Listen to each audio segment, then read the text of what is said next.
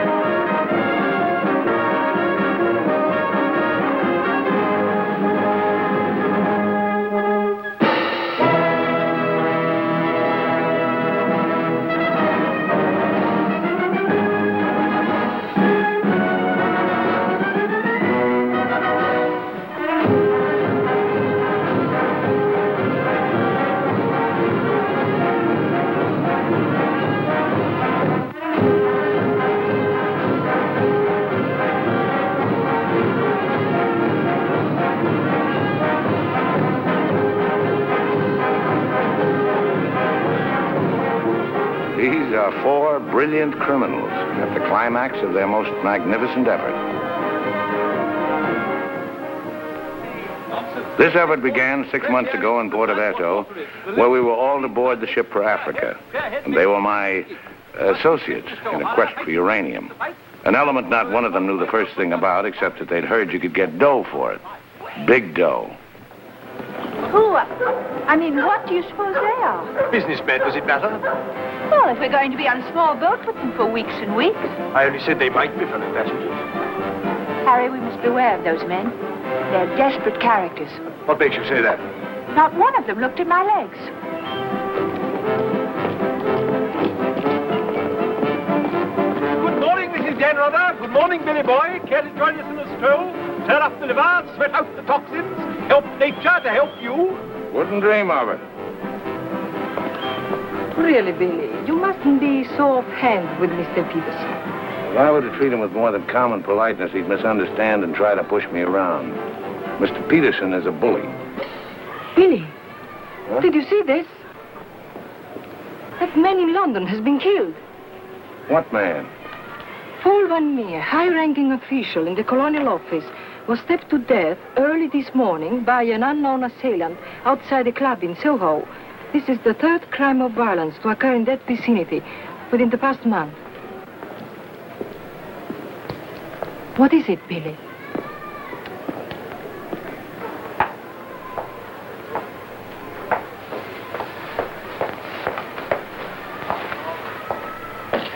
In heaven's name, Billy, say something.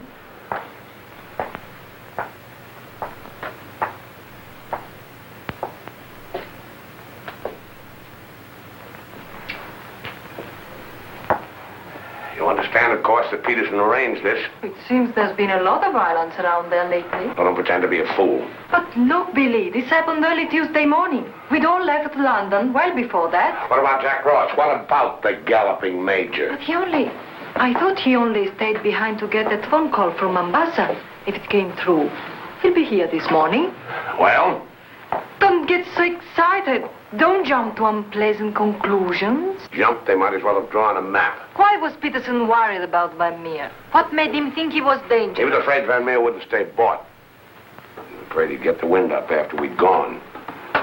He had visions of him trotting upstairs to his superiors, announcing, I have certain information that certain persons have paid certain sums of money Don't talk so loud, Billy. to obtain illegal rights to certain mineral supplies.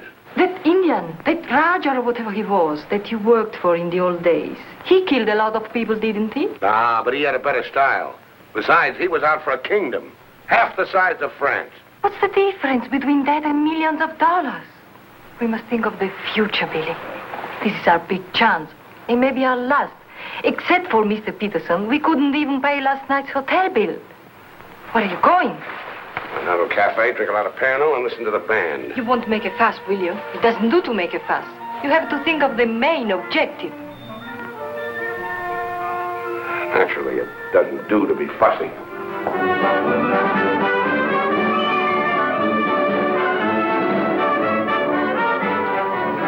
It's your move, Gwendolyn. Gracias.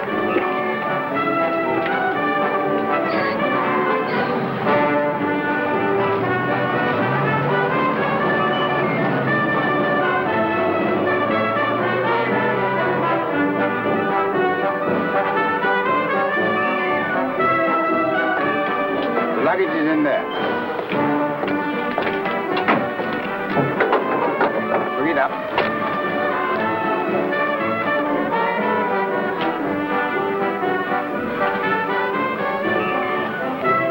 Harry, look, the desperados.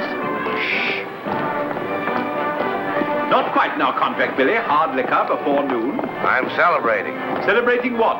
The safe arrival of the Major. He came galloping in a minute ago looking tired but satisfied. I take it his mission was accomplished? Yes, well, it's getting on for lunchtime, gentlemen. I'll see you later, Billy. Your move, Gwendolyn. Gwendolyn, it's your move. Oh. Check. Last. Are you sailing on the Niagara? Africa bound. So are we. Oh, my name is Chelm. This is my wife. How do you do? My name's Dan Rutherford. How do you do? Are your friends sailing too? The whole kit and caboodle. You're a very mysterious group, I must say. Really, Gwendolyn? How so mysterious? Well, for one thing, you all appear to be of different nationalities. Your move, Gwendolyn. Check. I have a theory about you and your friends. Correction. My associates. As a matter of fact, I think you're doctors. Evil ones, I mean. You're going to the heart of the jungle where human life is cheap to perform ghastly experiments which require the sacrifice of thousands on the altar of science. You must excuse my wife. She has a very lively imagination. Check me. I don't know how you expect me to play a decent game when you keep talking all the time.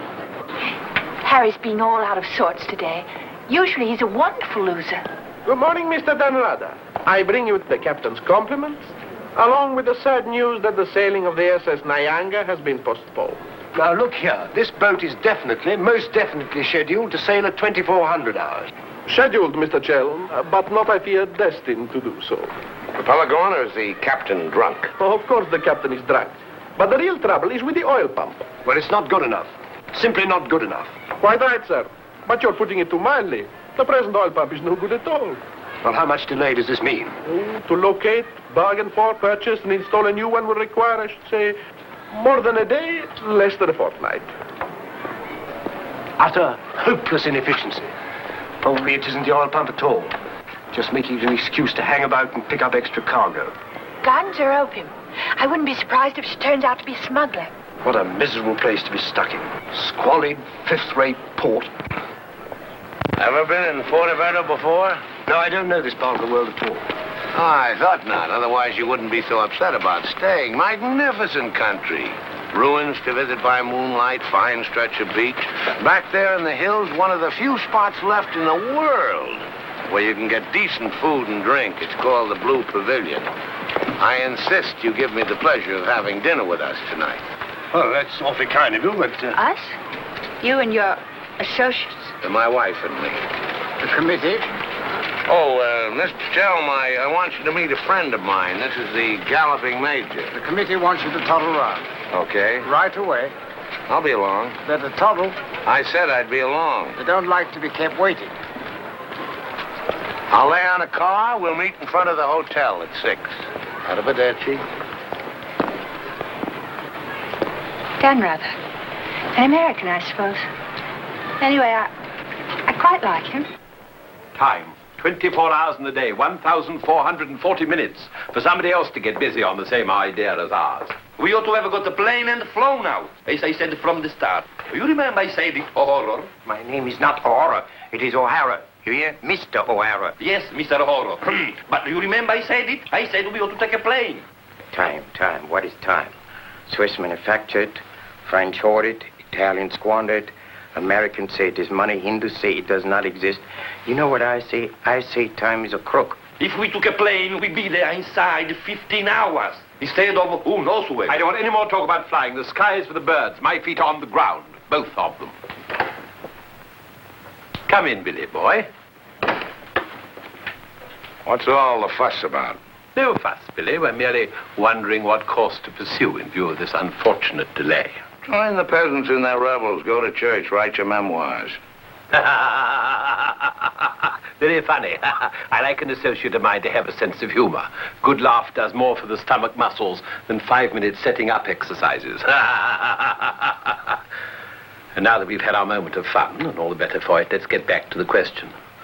Doesn't this delay call for a cable to your friend in British East? Mustn't send cables. Can't you get it through your heads that the population down there has trained noses? They can smell a uranium deal like a cat smells fish. But aren't you afraid, Billy, that when our little party doesn't show up on the date you said, aren't you a teeny bit afraid that your friend might use that as an excuse to begin negotiations elsewhere? If my friend were looking for an excuse, you'd find a better one in the morning papers.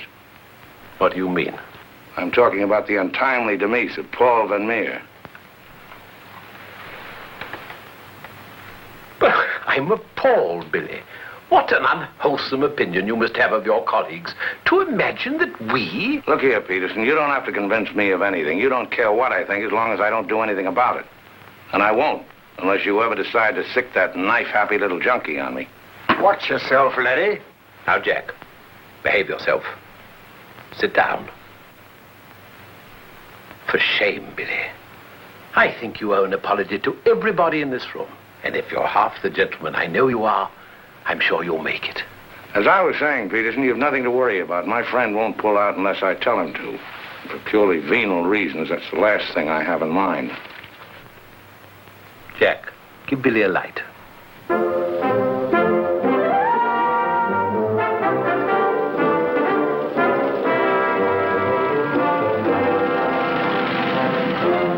What a wonderful car. It looks as if it had won the Grand Prix d'Elegance many years ago. Oh, it did. It was built for Oraposo. You know, the bullfighter. He had it made this way so he could stand up and take bows. He only got one ride and bequeathed it to me on his deathbed. Well, here's to Oraposo. I hope you like champagne. You mean it's yours? Well, I gave it to my former chauffeur, the fat bandit in the front seat. Harry, look at that wonderful villa. Well, that was Brady Crampton's. Oh, you mean Lord Crampton, in Gloucestershire. His family acres marched hand in hand with ours. Gloucestershire, the cathedral towns, trout fishing, garden parties. What a beautiful life. You know England well? Emotionally, I am English. I serve tea every afternoon with crumpets, and I've always kept up my subscription to Country Life and to Tedler. Trouble with England, it's all pomp and no circumstance. You're very wise to get out of it. Escape while you can. Well, I'd hardly describe myself as escaping. Simply so happened that a relative of mine, first cousin actually, who died recently, happened to be the owner of a coffee plantation. Africa's the place now. You talk about the diamond boys, the gold boys. They just skimmed a little off the top. The potential mineral wealth of Africa's hardly been scratched. Now, there is a villa. Big. Well, that's the Villa Capriccio, famed in song and story, a 3-star attraction in Baedeker. Well, whose is it? Well, the bank's on it now. It used to be mine. Yours? Yes, I brought old Charles over from Fouquet's. You know, the old Fouquet's, to run it for me. Then when I decided to pull up stakes, I bought him this restaurant we're going to. Least I could do to show my appreciation. Well, here we are. Charles! Charles! Wait here a minute while I rout old Charles out. He doesn't even know we're in this neck of the woods. Charles! Charles! He must think we're extraordinarily naive. Knew all those people. Owned that vast villa. Bought this place because he liked the fellow's cooking. What utter balderdash. Oh, perhaps he did. I beg leave to doubt it. Did you notice his wife? She seemed to be rather a sensitive little woman. Really embarrassed by all that rot. I am sorry, signore. As you see, we are closed. We do not open for another 2 months. Charles, what the devil's going on here? This place is falling to rack and ruin. The place is closed. We shall have to dine in the hotel after all. Monsieur Dan. Monsieur Dan. Madame, why did you not let me know you were coming? You did not say you were with Monsieur Dan. Nothing is close to Monsieur Dan. It's good to see you again, Charles. It's been too long, Monsieur Dan. Not since the night you left the villa. Remember your farewell party. I've tried ever since to forget it. Remember how in the morning we escorted you to the train with violins playing and everybody cried like when a king you love very much leaves his country. Aren't you dressed yet? Do I appear to be dressed? Do dress, do hurry. It's the most wonderful day. And Billy wants us to drive out and see his villa. His former villa. Obviously, I can't go. I've got a chill on my liver. What a miserable place to be ill. And you forgot to pack my hot water bottle. You packed it. Gwendolyn, I distinctly remember. Hello. Oh, hello. No, I'm afraid we can't. Harry has this wretched chill. Give me the telephone. Chelm here. Yes. Quite. Absolutely. A hot water bottle. That's very, very good of you, old boy. Look here, Dan, rather, would you mind very much if my wife went alone? She enjoys this sightseeing sort of stuff, you know. Splendid. Splendid. I'll send her along. You know, Gwendolyn, nowadays, one simply cannot afford to dismiss people just because they're not one's sort. One has to try and bridge the gulf. After all, it's a new world we're going into. One's got to take it as one finds it. Face it. Use it. Master it.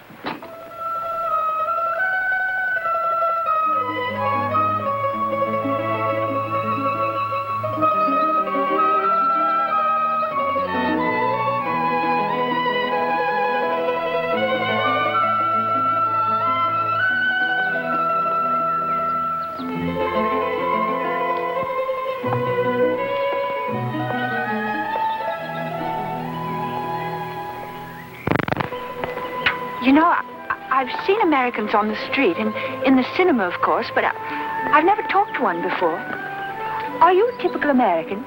I think it's important that I should know. Why important? There are two good reasons for falling in love.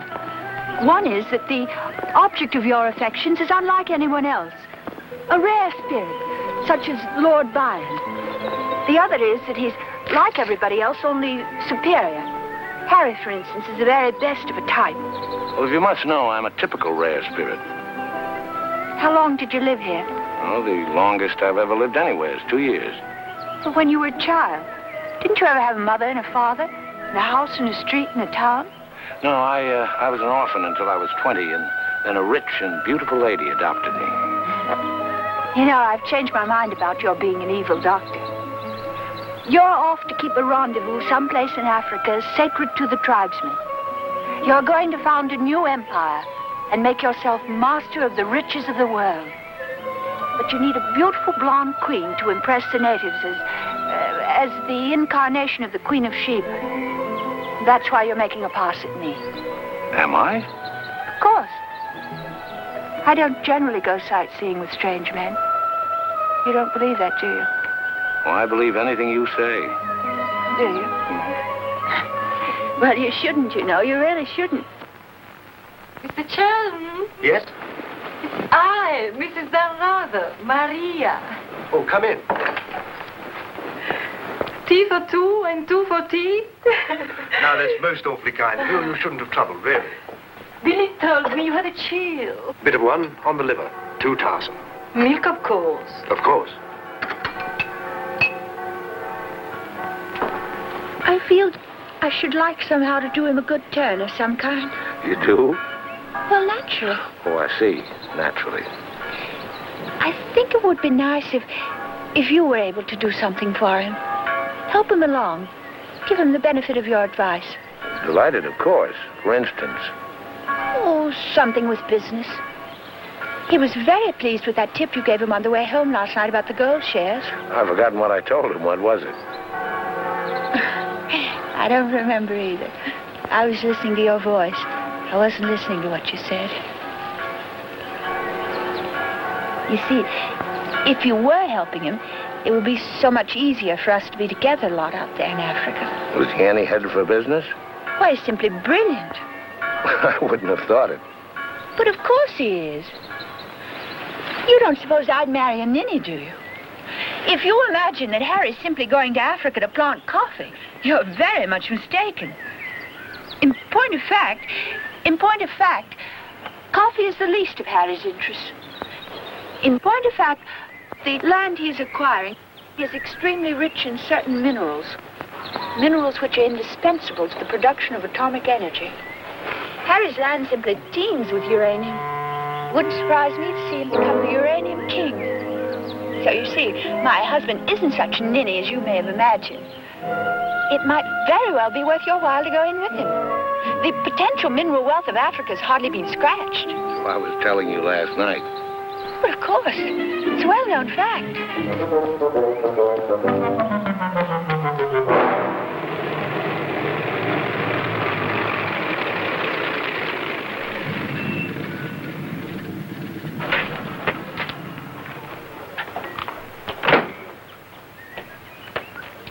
Billy boy.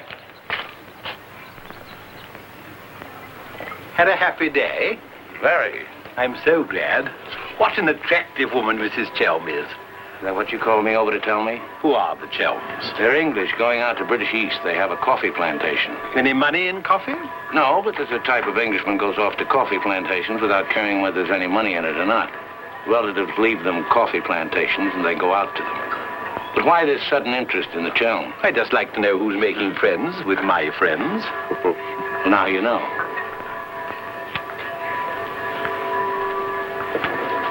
Don't believe one word.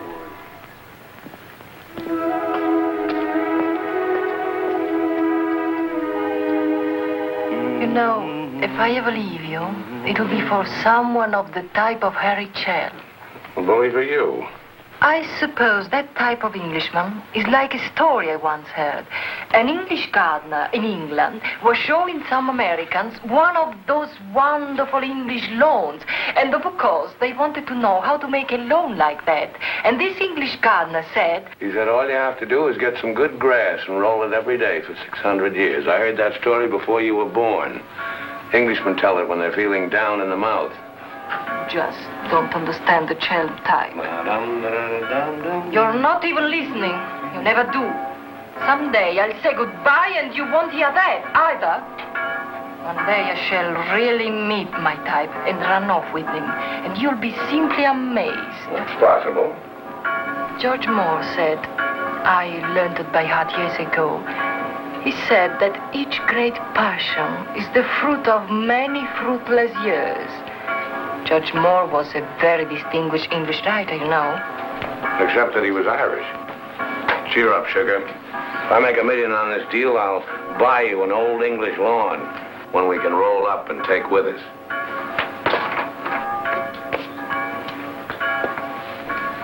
Billy, good morning. And what's our wide-eyed Irish leprechaun doing outside my door? Why do you always make jokes about my name, huh? In Chile, the name of O'Hara is a tip-top name. Many Germans in Chile have become to be called O'Hara. Good morning, Mr. O'Hara. Madame, my respects. Perhaps Mr. O'Hara would like something to drink? Yes, maybe perhaps a little whiskey, huh? Very weak, please. What's this visit in honor of? Oh, just wanted to have a little talk with you. Okay, but make it fast. Fast? I give you my word, Billy. I give you my word. I feel to you like an older brother. Oh, it's not so much the difference of age. It's probably, yes, the reason is because I come from a culture which is so much older than yours in my country. A child 6 years old is older in his heart than you'll be at 60. It smokes, it drinks, it philosophizes. At this rate, I'll be 60 before you get to the point. The point is that Peterson, Ravello, myself, we are the principals in this case. We are in with the money. We cannot switch around and turn, but an agent, it's easy to imagine that he could conceivably doesn't feel himself quite as irrevocably committed as Peterson or We're fellow passengers, I believe. Not quite yet, would you say? Too sadly true. By any chance, you don't happen to have seen your Mr. Danrather about? I don't think Billy's up at not 11. He's rather a late riser. But he said it. Well, anyway. I shouldn't put too much stock on what Billy says, particularly when he's had a few drinks. It's not that he means to break his word, he just forgets that he's given it. Charm and dependability so seldom go in one package. There are exceptions, of course. Your husband, I imagine, from his manner and behavior, is one. Oh, yes, very. Well, quite, Harry. I'm so looking forward to meeting your husband and having a chat about Africa. By all means. I understand he's in coffee? You make it sound like a total American. Part of Africa we're going, though, is due for some pretty important changes. In my opinion, things will be booming out there before you can say Jack Robinson. I do hope there won't be too many changes. It's completely unspoiled, I hear, with some of the loveliest scenery in the world. I can't imagine anything more lovely in the way of scenery than to have a few acres of gold and diamonds cropping up on a piece of land I bought for a song. Heaven forbid. Next thing there'd be big ugly holes everywhere and great horrid machines instead of lovely scenery. Anyway, I don't think my husband worries much about money and business, that sort of thing. Really? I mean, to appreciate my husband's point of view, one has to understand his background. Those lawns, hundreds of years in the making. Those immemorial elms. Those walls hung with family portraits. Generations of them. Those great echoing galleries where so much of English history is being made. Taxes must be terrific on a place like that. What would people like the Chelms care about taxes with their kind of money? I mean, when a family's been a power in the city of London for so long. One of the great financial families. Power in the city? You mean? Oh, yes, of course, one of those Chelms. I'm surprised you know about them at all. Very few people do. They prefer to work behind the scenes.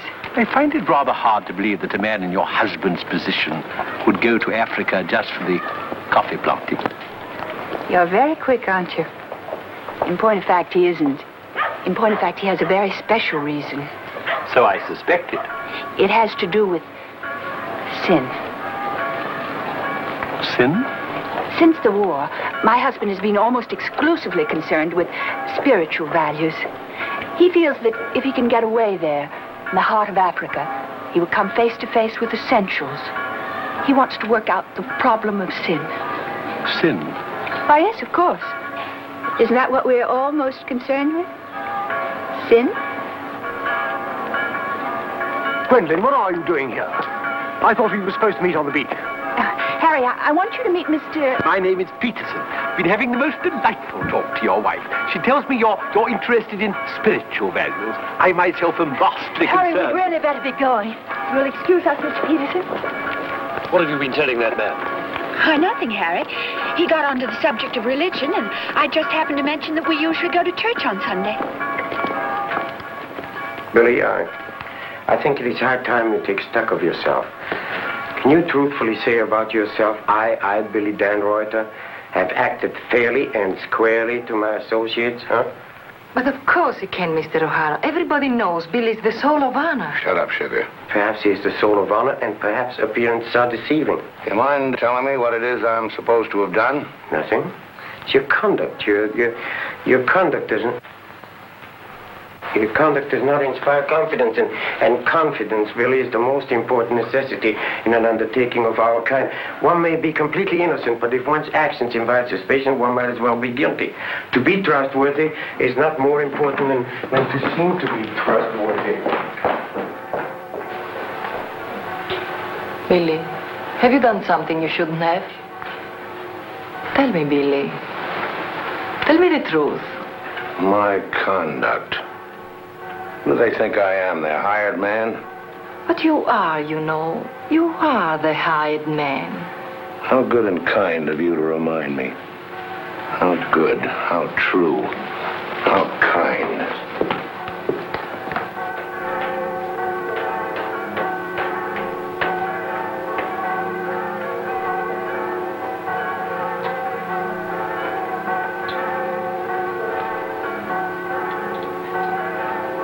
say, Dan, rather good to see you. How about a drink? Well, Oh, come on, my dear fellow. Let me buy you a drink.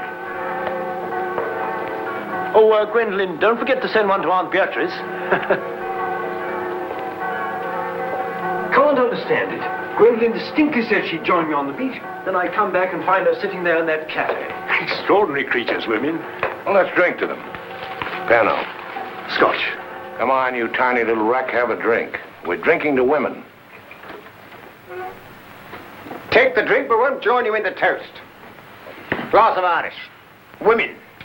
Hitler had the right idea. Keep them in their place. Kleine Kinderkirchen, babies in the kitchen. Say what you want to about Hitler, he had his points. Come. Look This here. generation's had its chance. Hitler, Mussolini, those were the men. Now is the age of the barbarians. The world's going up in smoke. I say let it come, get it over with. Well, if you don't mind, I'd like another year or so of worry. Worry? Just 1 minute, laddies. I've just 2 or 3 words to say to you, laddies, and that's don't worry. Don't ever worry. I'm in a position to know secret information. The Rosicrucians, the Great White Brotherhood, the high secret orders. But you've no faith. You must have faith. Faith and power, secret power. Men who guard the trust from the deepest insides of the whatchamacallit. Mystic rulers, all one club, chained together by one purpose, one idea. Mankind's champions. Follow me, Billy? Oh, why, of course. This generation's had its chance. Hitler, Mussolini. I can't stand here and permit you... Are you interrupting me? Relax, Jack. Have another drink. I simply want to state that things don't happen to be what certain people imagine. An officer may find himself strapped for money, and he may undertake certain things which in other circumstances, no, absolutely no. Absolutely. Absolutely no. In the old days, I should have simply told people of your ilk to buy their own drinks. Poor old Jack. I'll teach you. I'll teach you to insult an ex-officer of the Indian Army. Well, are you yellow? The bar. You're Major Ross? Right. Ross here. Right. Right again. Come along, the committee. Save for the bell. I've never heard such rot in my life. Sin. Oh, sin.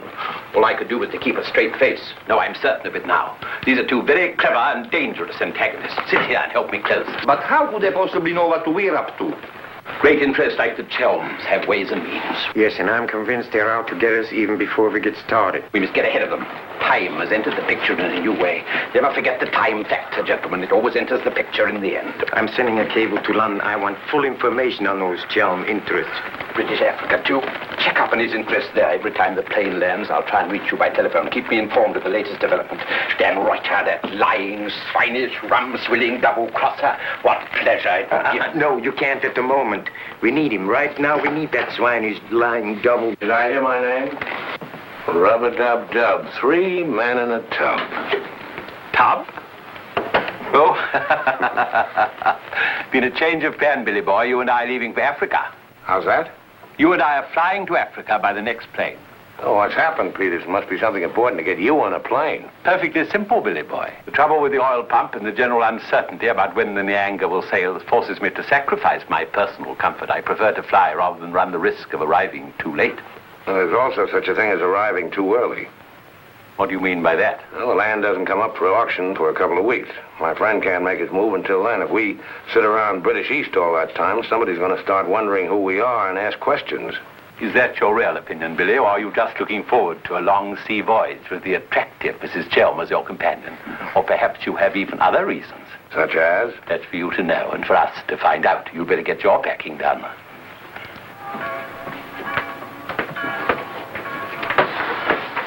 Billy? Where are you going? Off to Africa, flying. Just like that? Weren't you even going to kiss me goodbye?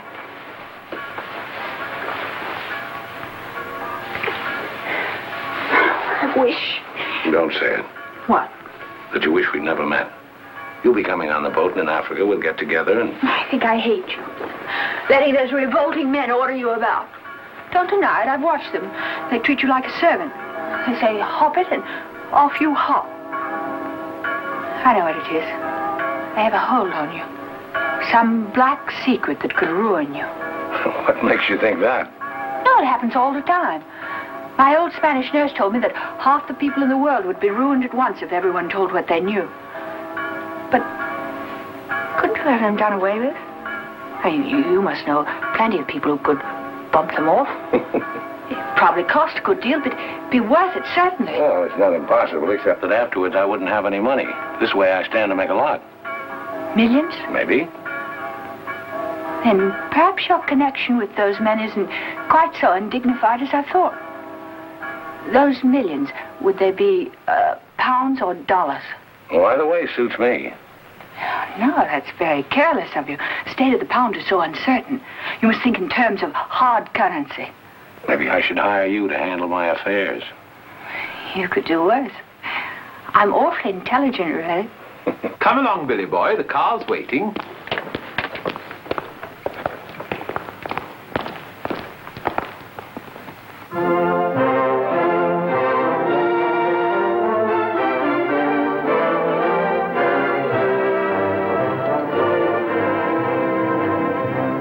Can't get faster than this, we'll miss the plane. Press on! Press on!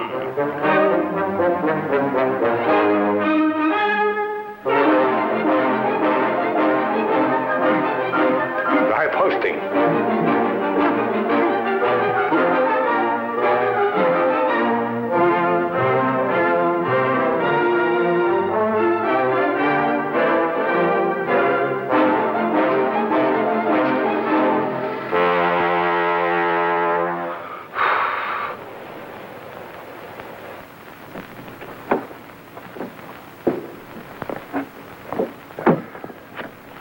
Bisogna spingere.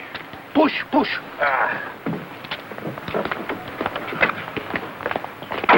Come on. 1, 2,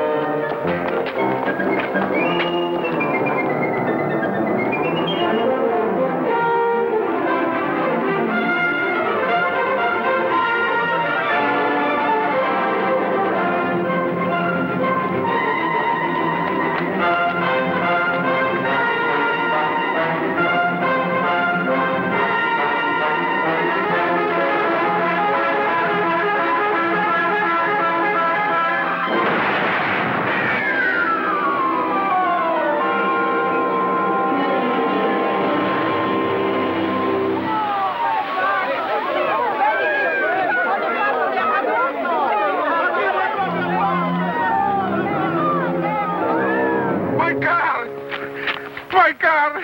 My beautiful car! You did that on purpose. What? You planned it that way. I know what you're up to. I know everything. I know about the uranium on the Chelm's land, the Chelm interest in the City of London. The what? You heard me, the Chelm interest. I take it your information comes from a reliable source. It does, from Mrs. Chelm herself, in fact. Ah, magnificent.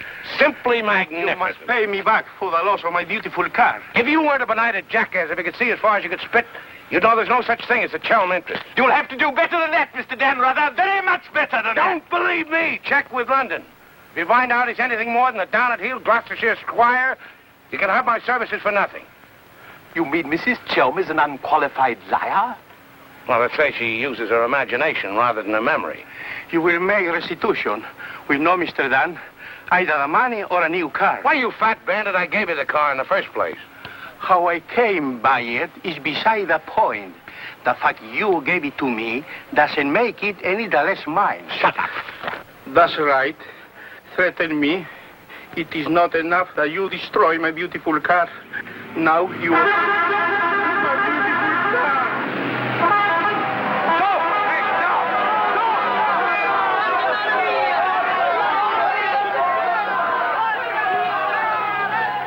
More than anything, I want Billy to make a grand success out there.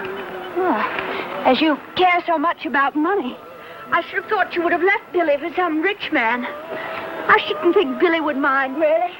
I mean, neither of you are in love or anything. You are a strange girl. Of course I love Billy. Actually, I adore him. And Billy loves me very, but very much. That's why I trust him with his little unimportant amours. And what does he say about yours? But, darling, all husbands like their wives to seem attractive to other men. Be sure you explain that to Harry. I'm going back to the hotel.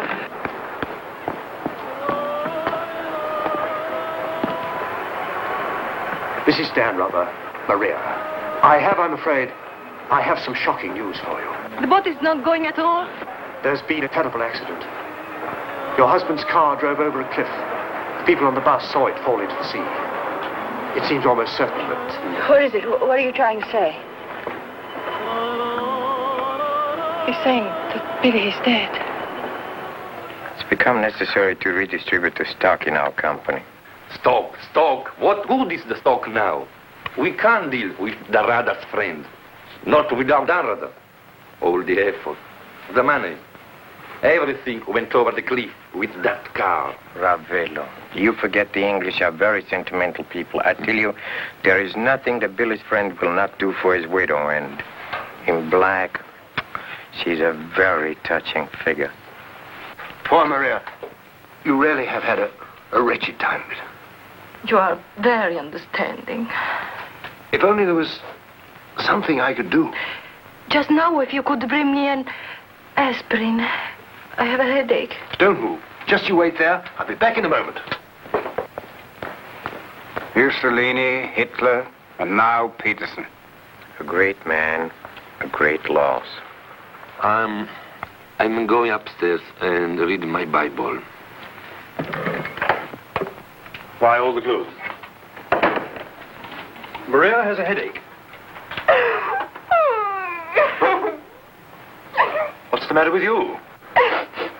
Go away. My dear girl, I'm as sorry about Dan Rather as you are. But after all, it isn't as if he was one of our oldest friends. I was in love with him. He was a very pleasant acquaintance. What did you say? I was in love with him. Really, darling, have you no control over your romantic fantasies? I loved it. Can't you hear me? I love you.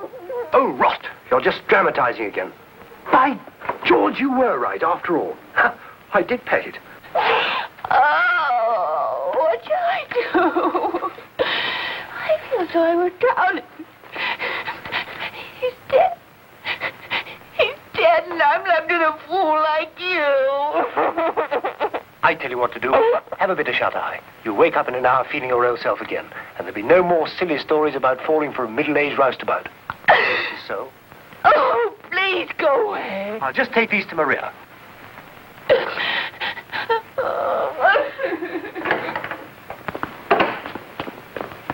Mr. Chelm, this is very important, for you as well as for myself. Yes, well, get on with it.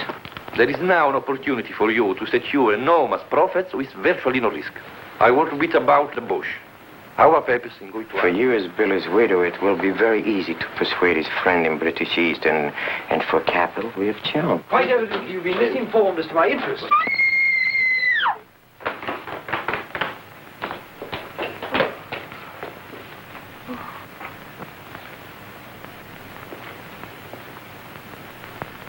What's the matter with all of you? Somebody dead? Car, it went over a cliff. We thought you'd both been killed. Dan Ruther, I'm delighted to see you're alive, but your wife is in a fainting condition. You mean you're not dead at all? Obviously, I'm not dead. I knew you weren't dead. I knew it. I counted 13 backwards 13 times. My old Spanish nurse said if you did that, a miracle would happen. And you see, it has. Ladies and gentlemen, I bring you the glad tidings. The captain is sober, and the SS Nyanga will sail at midnight.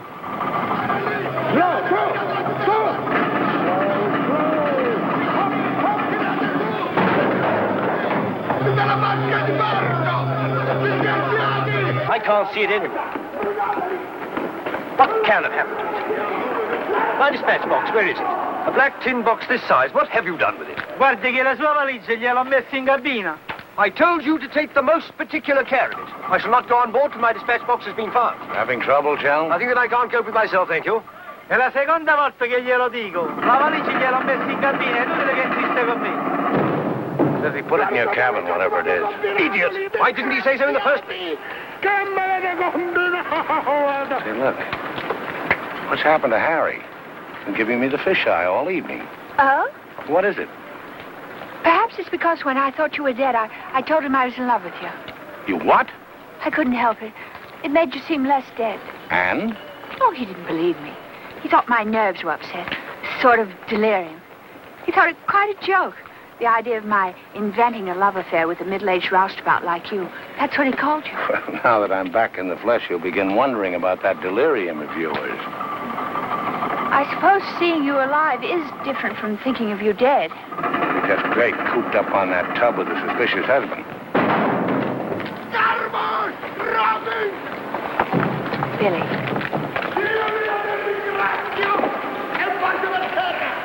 Let's not go. What do you mean?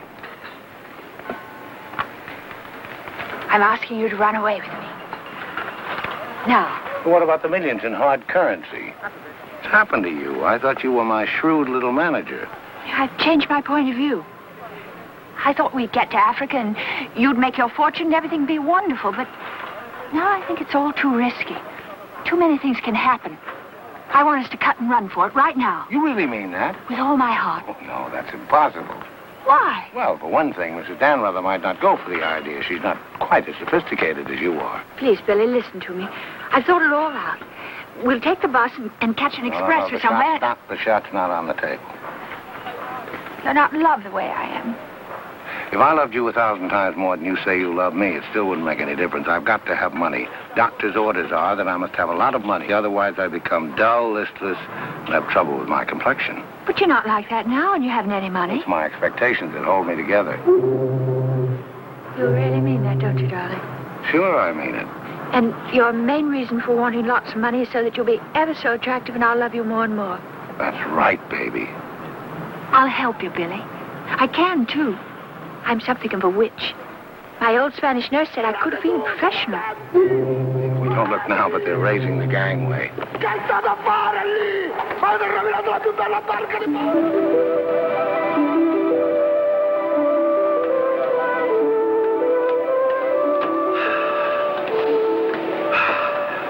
The air, ozone. What a pity we can't bottle it, gentlemen. What a fortune we'd make.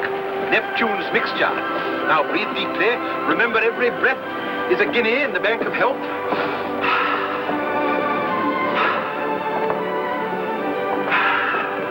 Good morning, Chel. Why, that's good. Very good indeed. I didn't know you were an artist, Mrs. Danrother.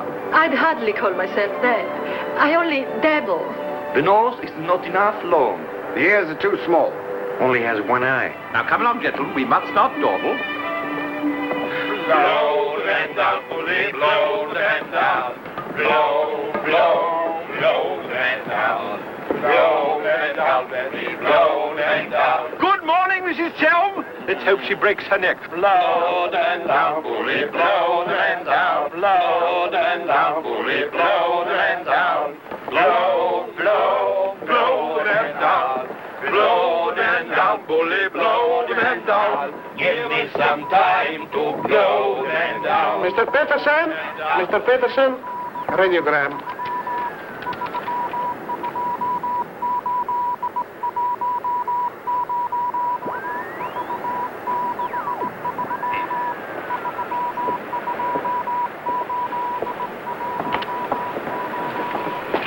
No charm estate, Gloucestershire, stop, no lender gentry charms. What do you make of that? He's not a Gloucestershire squire. Like Billy said. Just as I was beginning to take Billy at his face value. But if he's not what Billy said, then what is he? We are at sea again, gentlemen, in more ways than one. Mystery, more mystery. Billy is a liar. Heaven only knows what Chelm is. CID, maybe. You borrowed my thought. What to do? What to do? The time has come for direct action. You remember last night when we came on board? The fuss he was making about his dispatch box?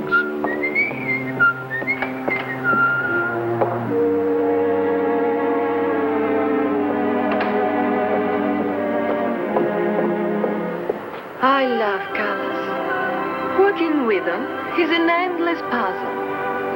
Your face, for instance. 10 minutes ago, it was all brown and pink. Now the light is changed and is chalky white. What? Tinged with green. Green? It must be getting rough. Just a little. Don't break the pose. I don't feel very well. I think I'll go below and take a pill.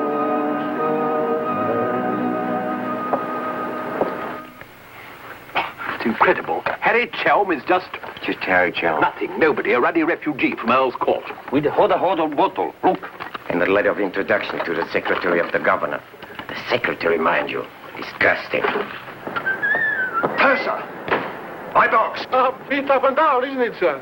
It's gone. Oh, yes, indeed. Major Ross took it. I saw him sneak it out of your cabin. I like to keep my eye on what goes on aboard the ship. Where did he take it? I believe Mr. Peterson's cabin. In fact, I'm sure.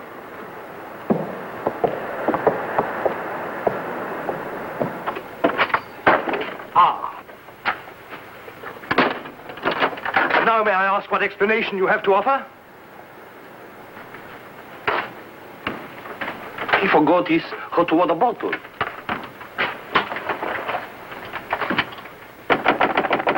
Billy? Come in.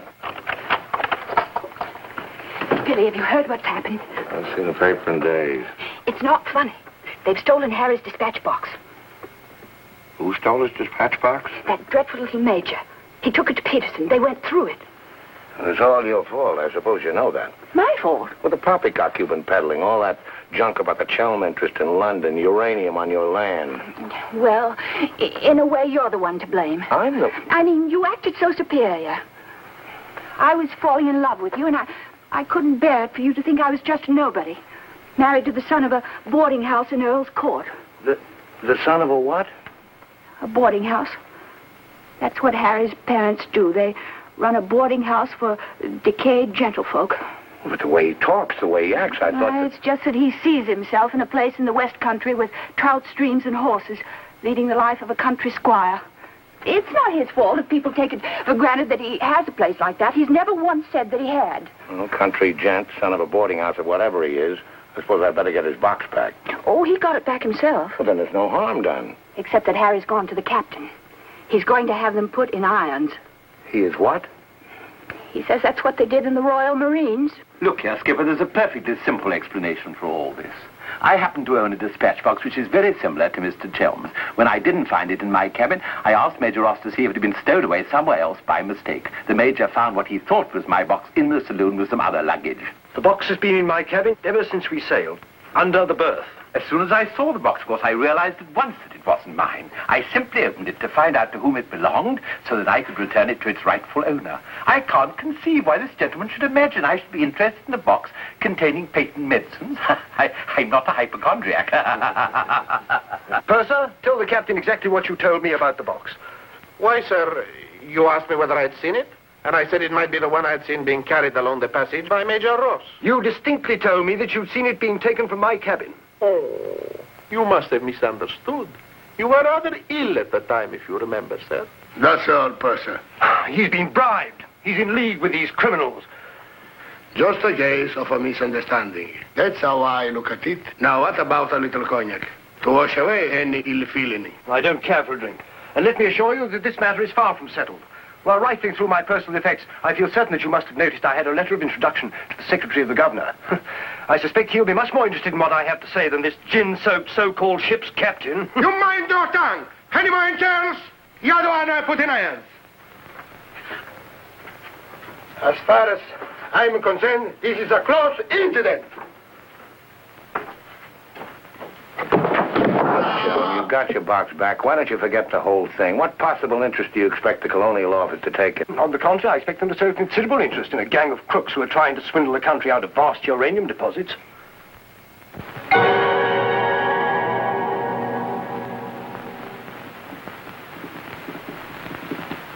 Just one moment, sir. What leads you to believe? This gentleman obviously hasn't seen fit to inform you that during your supposed demise, he attempted to lure me into your nefarious venture. Unfortunately for you, he acquainted me with all the pertinent facts. Facts which I intend to communicate to the proper authority at the very earliest opportunity. I thought you were dead. That's what they told me. Everyone told me you were dead. And if you were dead, we head to a fresh capital. Didn't we? You, Ravello, my own partner, sneak up behind my back and try to cheat me. The milk's spilt. It's no good crying over it. Get after him, Billy. Calm him down. Talk to him. See if you can't get him to change his attitude. I'll try, but I don't think it'll do any good. I don't know why we have to worry about Chelm's attitude. Talk's no good. Conversation never convinced anybody. I say put an end to words. Shut up, Jack. Time factor has entered the picture again. This time, fortunately, it's working on our side. 2 weeks before we reach port. That should be plenty of time to convince our friend, Chel. I beg you, please end all this trouble. If things go on, either you will be done away with before we ever get to Africa, or you will leave and denounce Peterson to the authorities, and that will be the ruin of all my plans and hopes. In the long run, you'll do much better to get clear of these people. They're thoroughly undesirable. The long run. I'm tired of the long run. I am not even thinking about them or about myself. It's only you that concerns me, Harry. No need to worry about me. Ever since I met you, you fill my thinking. You are becoming an obsession. Don't you understand, Harry? I am deeply in love. Maria. My dear.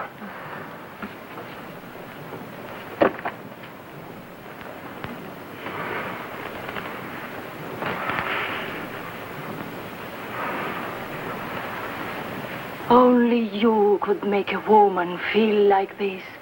All I want is to be in your arms, now and always. You forget I'm going to be done away with. Oh, no. It will be easy to arrange. What you must do is this. You will write me a letter. A love letter. You will tell me that you cannot denounce Peterson, because then I will suffer too. Because you love me so much, you cannot bear to hurt me. Such a letter they will believe if I show it to them. My dear girl, you must see that this is quite out of the question. I don't propose to make compromises. Not compromises, Harry, darling. But you can see if you cause trouble, the whole of our plans, my plans, you would not want to make the innocent suffer. It would be much better if you don't interfere, Maria. I must handle this as I see fit. Then you intend to go ahead with this business, tell stories and ruin everything? It will be much better if you cut loose from these people. No happiness can come from such an association. Harry, I'm asking you not to do this. Please, write a letter. Then there will be no trouble for you, no trouble for us, no risk when we get to Africa. I'm sorry, my dear. We English are a very pig-headed lot. You think you can get away with this? But Maria, my dear good Maria, listen. First you made love to me. Now you tell me you will ruin me. You'll forgive me, but it was you who made... Oh, shut your trap. Go on, do what you like. You think you're such a brave man. I'll tell you what you are. You are a heel. Huh. What the blazes now? What's happening? What's going on here? The oil pump's on the blink. The electricity's failed. What a folly. A ship lying in darkness this way. We might well be rammed at any minute. I'll tend to this myself. Which way is the engine room? The passengers are not... I'm sure your chief engineer will welcome the advice of an ex-officer of the Royal Marines.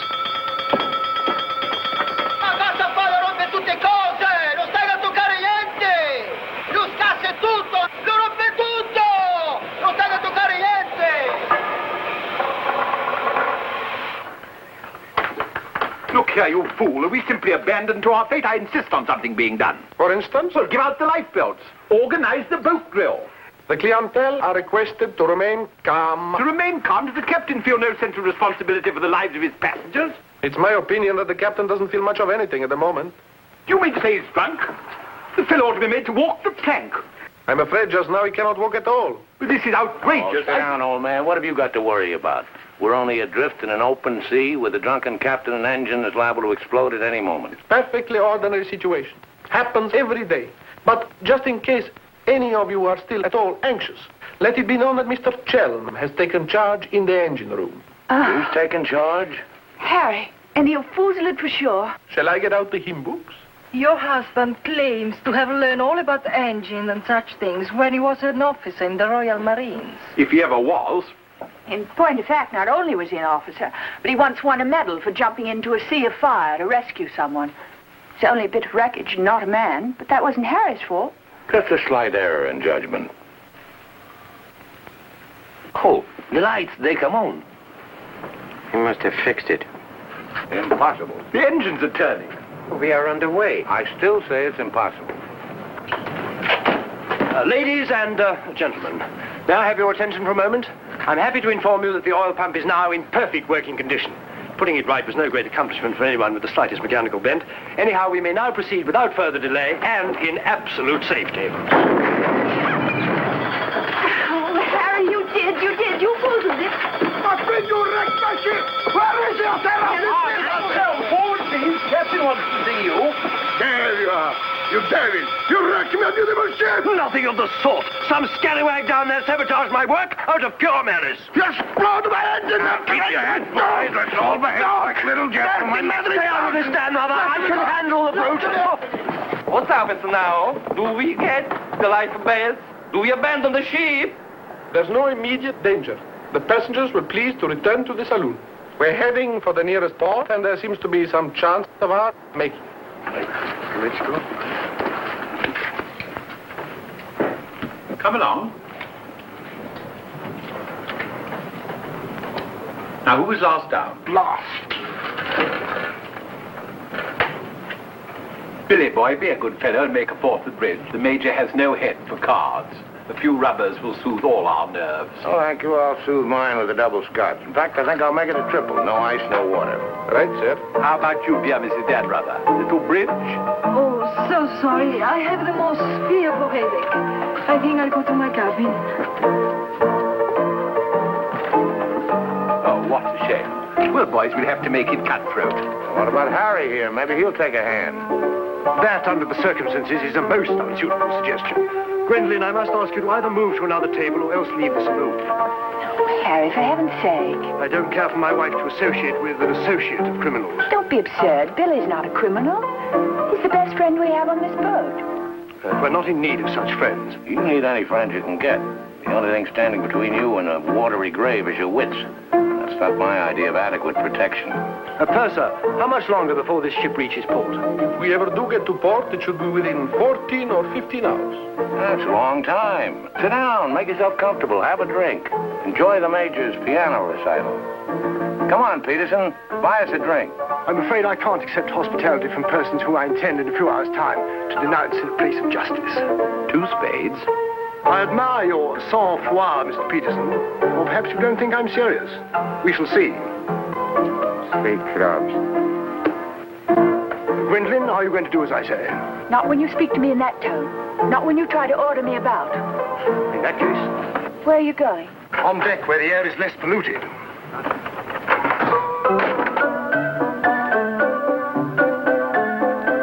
Sir, 4 tonics. I think you'd better go after Harry. Why should I? If he's going to be so childish and unreasonable. Take my advice, go to him, stay with him. I suppose you think we should keep up appearances. The loyal wife at her husband's side. No, Billy.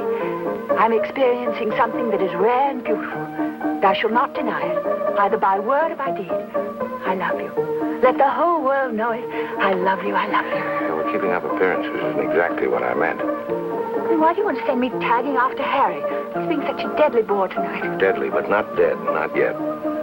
What do you mean?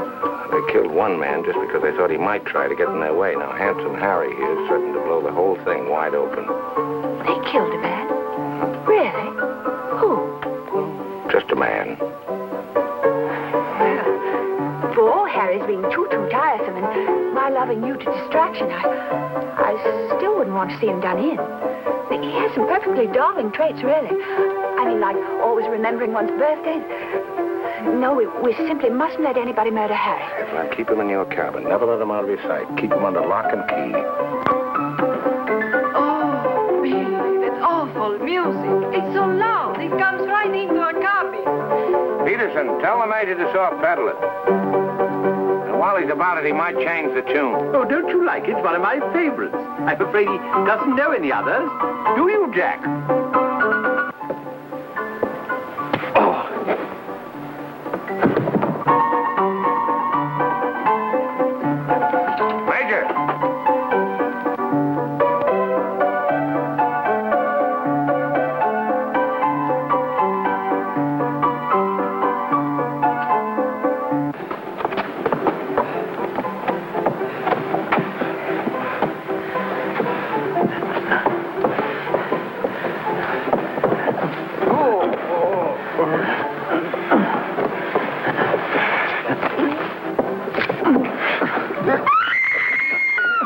Do I hear a lady screaming?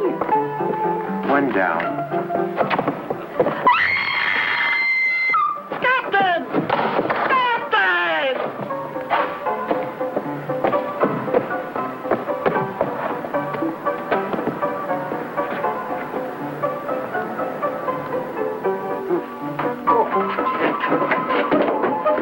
What happened?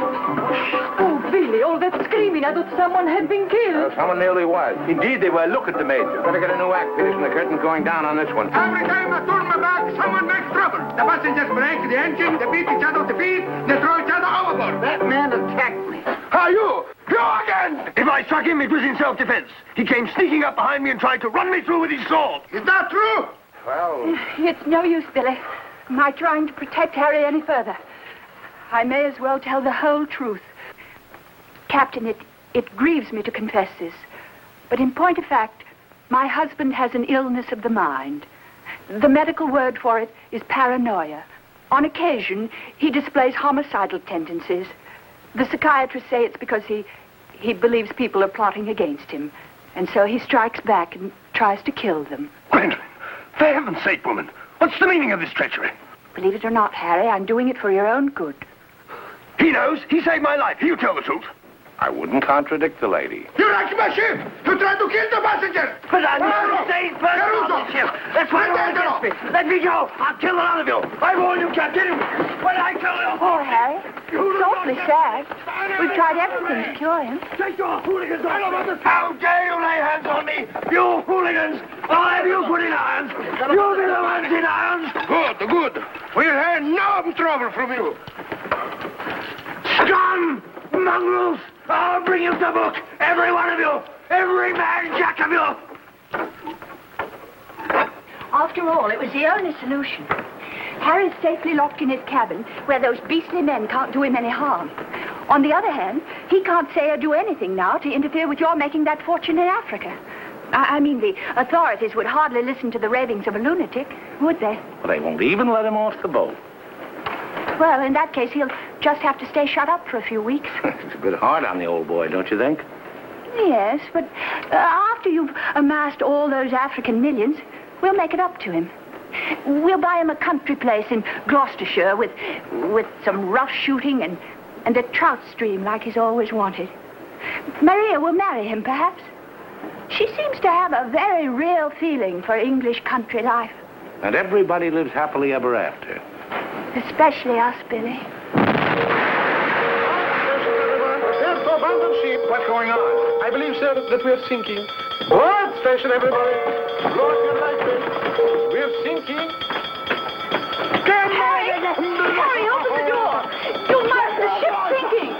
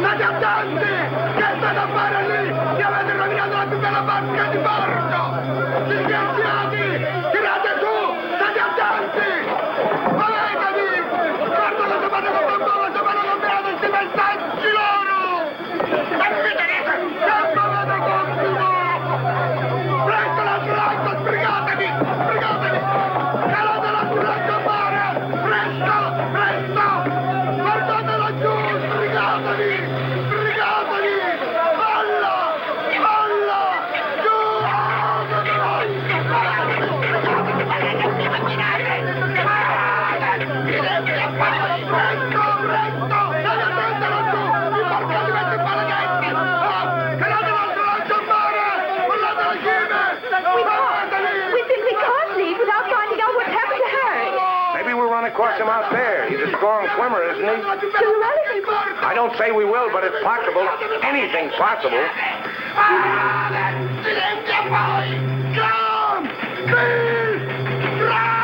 Dio mio, ti ringrazio e Voglio per terra!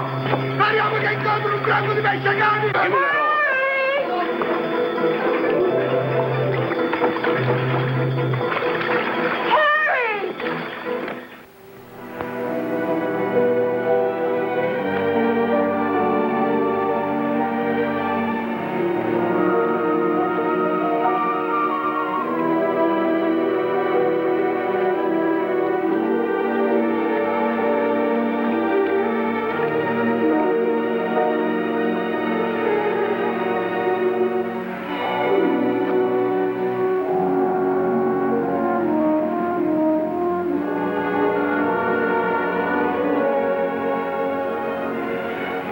Where do you suppose we are? Africa. What part of Africa? Yes, that's important. What part? Not a bad place to land. No customs, no forms to fill out. Tell us at once where we are. It's important I know. You mean to say there are parts of the Dark Continent where you won't be received like the prodigal son? Alio. What's that? Alio.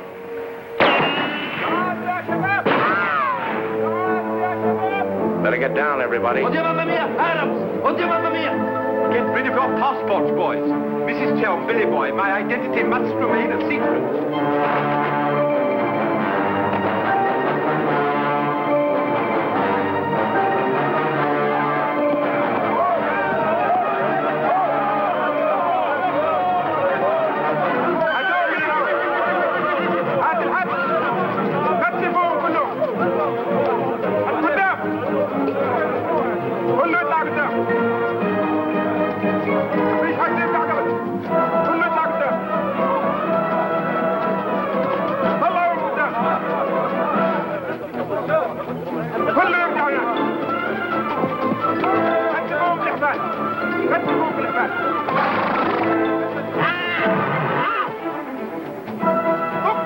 Alio, what's that? It was a company that sold arms to the Arab legions. Wait a minute, that rings a bell. Some of the equipment we sold them was defective. Been too long under the water in the Gulf of Leyte. The Arabs claim they lost the war because of rusty guns and dud ammunition. For heaven's sake, be quiet. If you go on like that, I'll see you drawn and quartered. يلا فيتا فيتا فيتا راجع انت فيتا فيتا يلا امشي فيتا فيتا يلا تعال غادي على بعض يلا. Are you going to allow them to bully you in this way? Why, it's simply... Shocking. Harry wouldn't have let them do it.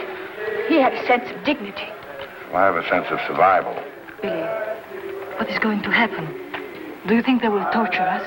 Just let them try it. I'm a British subject. I wouldn't say it too loud.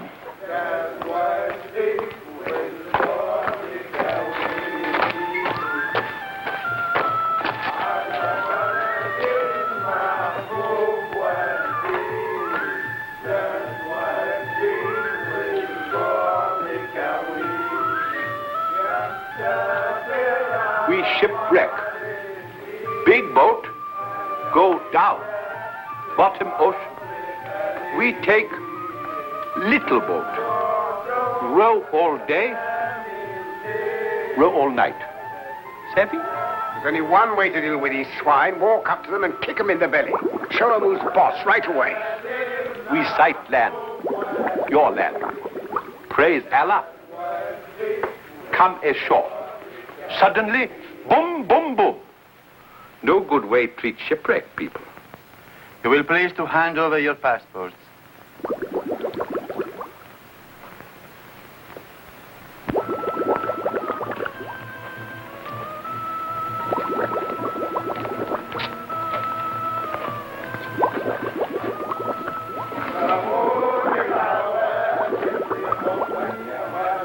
There seem to be 4 missing. Will those who have not handed over their passports hold up their hands?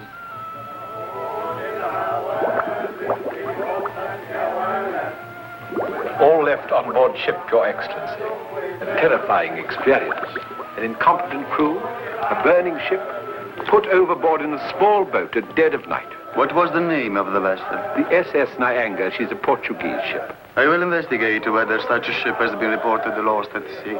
Well, does it stand to reason, Your Excellency, we should come to this shore in a small boat if we'd not been shipwrecked? Our country is in a state of unrest. Oh, I am sorry. Agents of certain foreign governments sometimes try to enter it by stealth, hoping to fan the flames of revolution. Therefore, we check carefully on the activities of strangers. But surely, Your Excellency, in our case, one look is sufficient to convince you of our innocence.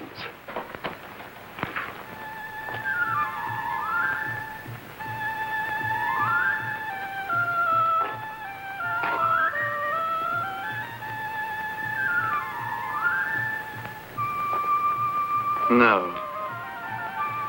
One look is not enough.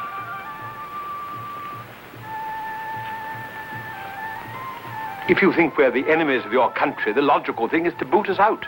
Send us packing by the first available boat or train. We shan't object. We've got important business elsewhere. Where is elsewhere? Central Africa.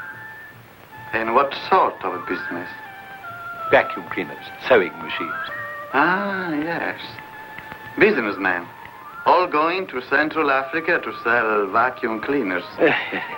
Hut to hut, I suppose. And you, sir, I take it, are the head salesman, the ringleader of this group. Oh, no group. We met for the first time on board ship.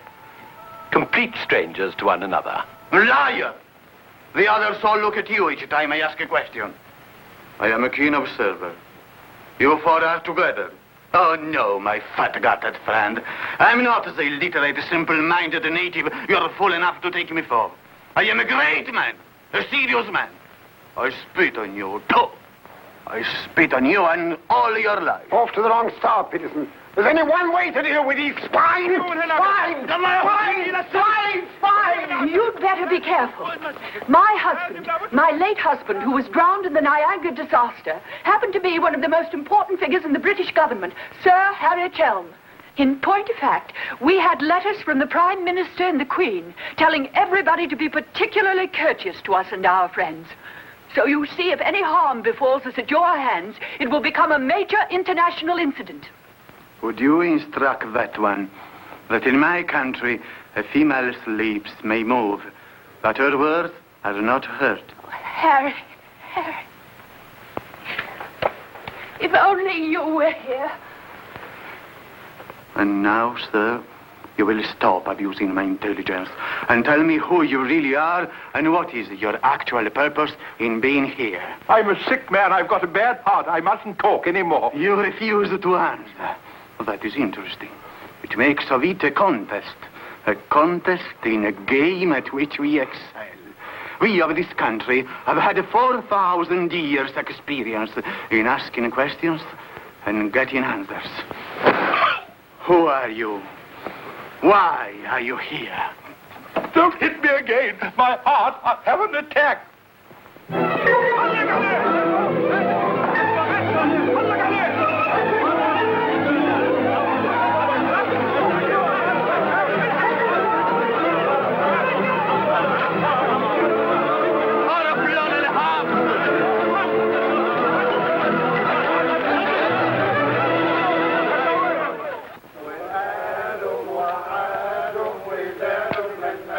Billy's led a thoroughly decadent life. Must say, I thought he had more backbone than that. Backbone. Either you have it or you haven't. You see the beating I took at the hands of that great ugly brute without even flinching. Billy was crazed with fear before they even laid a finger on him. Tell me more about Rita Hayward. You really know her very well. Do I know Rita? Do I know her? I'll give you a letter of introduction. She'll fall an immediate victim to your charms. You really think so? Oh, but certainly a man like you, suave, intelligent, darkly handsome.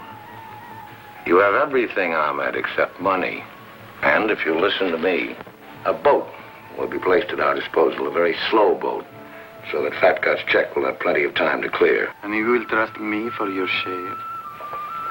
Does one man of the world ask another to trust his own brother? Oh, no, Ahmed. you give me a check for half.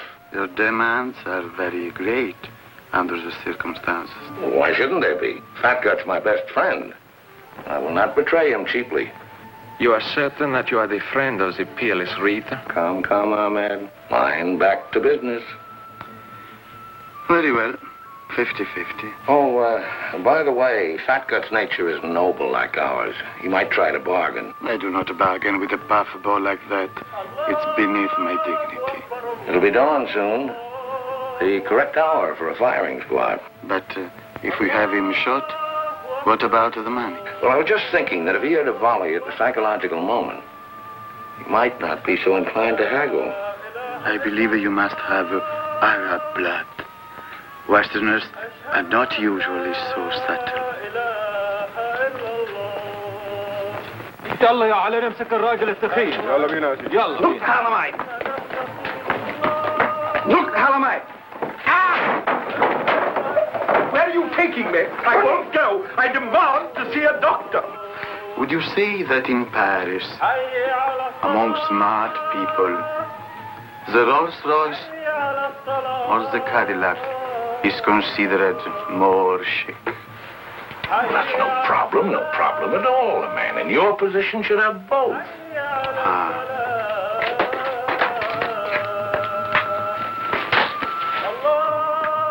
Mr. Donnerather, I believe, would like a word with you. Billy, sit down, Peterson.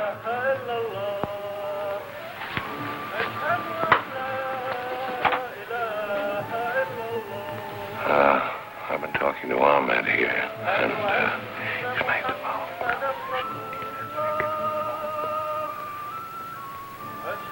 It's blackmail. I can't pay.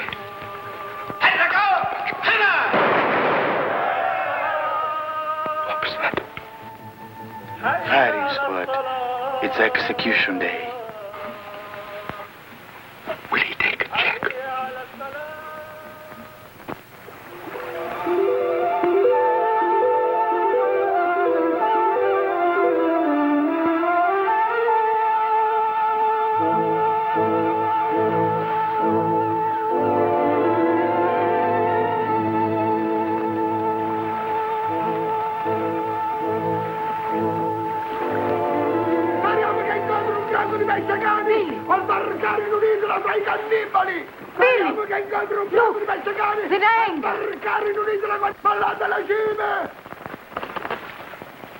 Stay away! Stay away from my ship! If you try to come aboard, I will shoot you! I will shoot you! Get to my gun! Get to my gun! Give it to him. Maybe he'll shoot himself. My gun! My gun!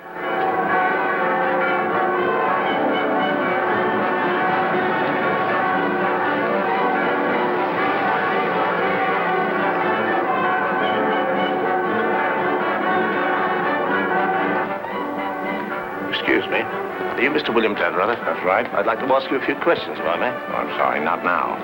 Forgive me, but it's rather important. Yes, it always is. I was a newspaper man myself once. Well, you may quote me as saying that everybody was heroic except Mrs. Danrother, who ate all our boots. Very amusing, but I'm not a reporter. Oh? Jack, go to the phone, make reservations. The first plane to Nairobi, 6 seats. Yes, and if they don't have any, talk to the right man and tell him if he kicks other people off the plane, we'll make it worth his while. I always said we ought to take a plane. You remember I said that, Mr. Horror. I said we ought to take a plane. Mustn't dawdle, Billy boy. Great deal to do and not much time. Those are the other members of your party? Yes, I'd like to talk to them too. Well, what's it all about? I believe you were acquainted with a Mr. Van Meer, now deceased. Peterson, you and the boys better come back down. The gentleman here wants to speak to you, Mr. Jack Clayton of Scotland Yard. You take your wine here or upstairs, Mr. Dan? No, we'll have it here. Care to join us in a drink, Clayton? No, thanks. It's a bit early in the day for me. I read somewhere that a Scotland Yard man never accepts a drink from anyone he intends to arrest. Is that true, Mr. Clayton? Quite so. Mrs. Danrother? No, I'm Mrs. Chelm. This is Mrs. Danrother. Well, how do you do? Well, I wouldn't dream of alarming you lovely ladies, so perhaps I'll have a glass of bubbly after all. Peterson, how do you do, sir? How do you do? Ravello. And Mr. O'Horror. O'Hara, Julius O'Hara, delighted. No, I'm the one to be delighted. It had begun to look as though I'd never catch up with you people. That would have been a bit embarrassing. You see, this is the first time I've ever been abroad on an investigation. I've spent quite a lot of money. And my chief can be very sarcastic about the money one spends, particularly if you fail to deliver the goods. Mr. Clayton is presently interested in the Van Meer murder case. The Van Meer murder case? Oh, yes. That fellow in the Colonial Office. Yes, I read about that in the paper. It was a shocking affair. According to Mr. Van Meer's appointment book, Mr. Peterson, you had lunch with him at the Savoy a few days before his death. That's quite correct. Mr. Van Meer was expert on African matters. We wanted his advice about affairs in British East. Do you recall the subject under discussion? Vaguely. Crop yield. The native labor situation. Inches of rain. Vaccination, shorts. How long did you know Mr. Van Meer? Oh, a couple of months. We met half a dozen times. Did he ever make mention of any enemies, business or otherwise? Did he say anything about romantic attachments? I mean, did he name any women? No. I should have been very surprised if he had done. Mr. Van Meer struck me as being every inch a gentleman. Oh, of course. Well, that's all. Unless somebody has anything further to add. I have. I think you ought to know that the business of one of these businessmen is murder. I beg your pardon. Major Ross, I mean. I can't guarantee Major Ross murdered this Van Meer person. I assure you, however, he attempted to murder my husband with a long, thin dagger, which he always carried about in what looked like an innocent swagger stick. Go on, Mrs. Joe. You see, Major Ross is employed by Mr. Peterson there to do his dirty work. One might say he's a professional killer. My husband found out certain things about Mr. Peterson. Things in point of fact that are a matter of empire, involving, as they do, a plot to exploit our kingdom's uranium resources. And that's why Mr. Peterson decided to have him done away with. Don't run away, Mr. Peterson. That's always tantamount to a confession of guilt. Tantamount is what I call it. More champagne, Clayton? No, thank you.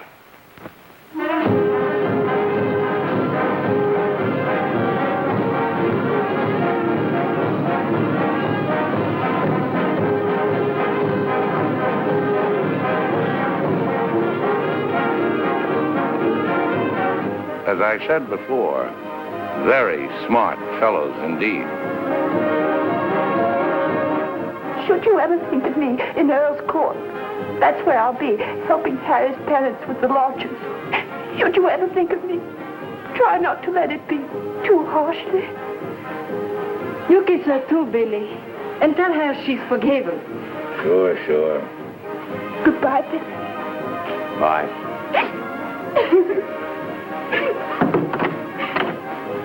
For Mrs. Chell, just came on the ship's wireless. Oh, by the way, Mr. Danrada, do you know that your associates are all in the Husgau? Oh, not that I'm a bit surprised.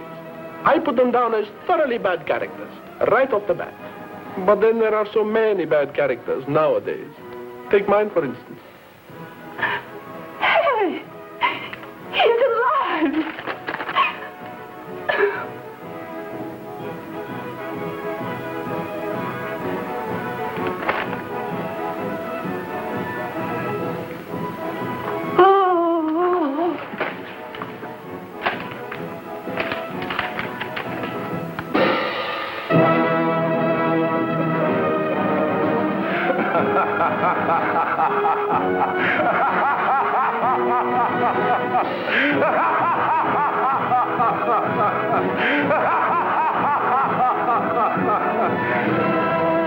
Oh, this is the end.